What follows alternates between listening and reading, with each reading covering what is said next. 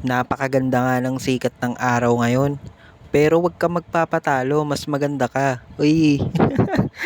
At bilang mabuti nga tayong mamamayan ay tatawid tayo sa tamang tawiran. Habang hinihintay ko nga na maubos yung sasakyan na dumadaan, ayan na nga, tinakbo ko na. Nakapag-vlog ka nga pero nasa ospital ka naman pagkatapos. Pandesal po. Magkano isa? Ano, sampung piraso. Tumawad nga ako dyan dahil tres na ang isang piraso ng pandesal. Pero ang sabi lang sa akin, okay, pinapatawad na kita. Hindi na nga ako tumawid sa tamang tawiran kasi na-realize ko mahirap pala maging isang mabuting mamamayan.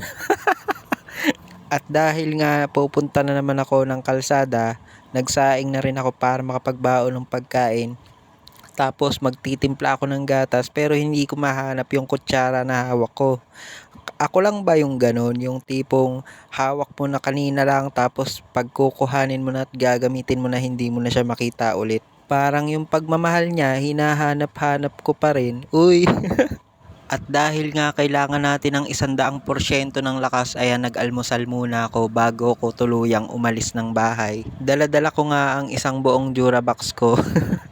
Nang makababa nga ako sa jeep ay tinignan ko agad ang cellphone ko gawa ng marami ding nagme-message kahit na nasa kalsada ako pero related naman sa trabaho. Nang marinig ko nga ang alarm ay akala ko earthquake drill na.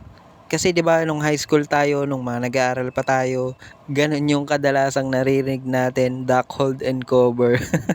Pero wag nating ipagsawalang bahala yung mga ganong drill kasi talaga namang nakakatulong yun sa ating mga mamamayang Pilipino. Uy, tatakbo yan. Kandidato ka boy. Hapon na nga nang matapos akong maglinis, kaya naman kinocompute ko na yung mga utang ko kasi due date na bukas. 15, wala nang matitira sa sahod. Kaya ayan, napakasakit ng ulo ko kay isip. At eto na nga, dito na ako sa may 15th Avenue, ang business ng mga boss ko, isang water station at ang Mac Dental Clinic.